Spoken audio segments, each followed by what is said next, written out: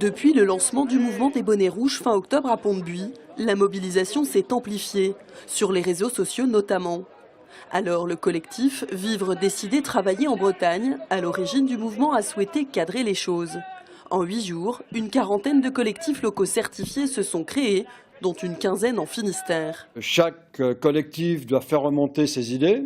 Il ne faut pas que ça devienne un millefeuille administratif. Moi, je serai en tous les cas très attentif à ce que les idées qui auront paru bonnes au collectif de Brest aillent jusqu'à Carhaix, mais qu'elles soient transmises au plus haut niveau de l'État. L'idée, en fait, c'est d'avoir des gens qui, sur place, peuvent prendre la température, aller rencontrer les mairies du voisinage, les chefs d'entreprise, essayer de savoir un petit peu ce qui se passe. Chaque collectif local alimentera un cahier de doléances.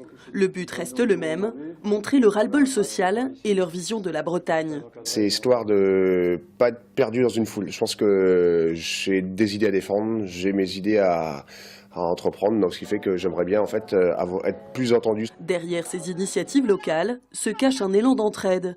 À Brest et Pont-de-Buis par exemple, quelques actions sont déjà en cours. Je pense qu'il va arriver d'ici peu de temps, ça sera la comparution au tribunal de Brest du TGI de 3 personnes qui ont été interpellées sur Morlaix. Donc nous serons présents pour manifester la solidarité vers ces gens-là. On a un autre comité qui s'est proposé pour faire des colis de Noël pour les gens qui ont des problèmes, qui ont des difficultés. Bon. À terme, le collectif central souhaite la création d'une centaine de comités locaux. Dernière initiative en date des bonnets rouges, le lancement ce mercredi du site internet.